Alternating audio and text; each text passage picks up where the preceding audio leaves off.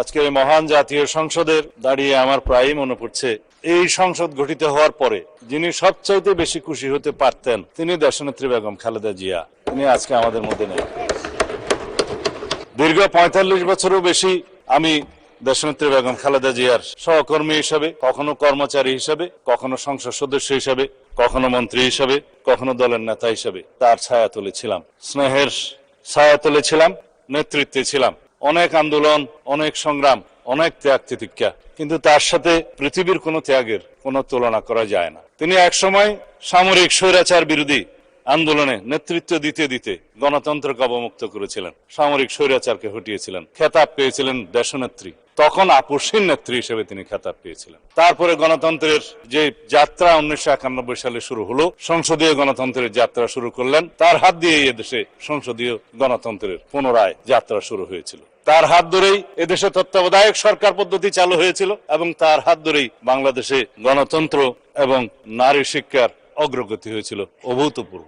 2001 সালে তিনি যখন আবার প্রধানমন্ত্রী নির্বাচিত হলেন, আজকে আপনারা অনেকেই এই শোক প্রস্তাবে বলেছেন 3 বারের প্রধানমন্ত্রী।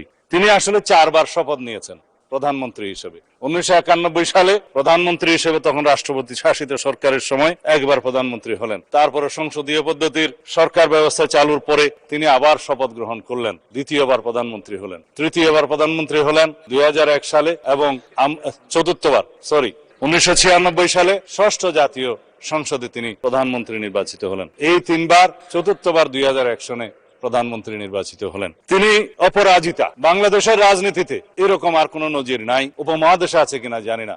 যতবারই যত আসনেই তিনি নির্বাচন করেছেন ততবারই তত আসনে তিনি নির্বাচিত হয়েছেন।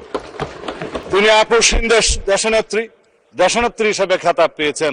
বিগত সময়ে স্বৈরাচার বিরোধী, সামরিক স্বৈরাচার বিরোধী আন্দোলনের সময়ের ধারাবাহিকতায় বাংলাদেশের গণতন্ত্র যার হাত দিয়ে বারবার অবমুক্ত হয়েছে, সেই ধারাবাহিকতায় ফ্যাসিবাদ বিরোধী গণতান্ত্রিক আন্দোলনে অবিরাম সংগ্রামের মধ্য দিয়ে তার নজিরবিহীন ত্যাগের নজির স্থাপন করে তিনি খেতাব পেয়েছেন বাংলাদেশের মানুষের কাছে। জুলাইয়ের শহীদদের প্রতি স্মরণ করতে আমি ভুলে গিয়েছিলাম, 71-এর শহীদদের প্রতি স্মরণ করতে ভুলে গিয়েছিলাম।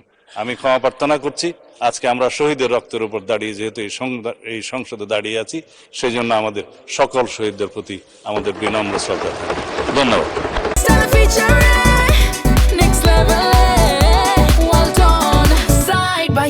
Free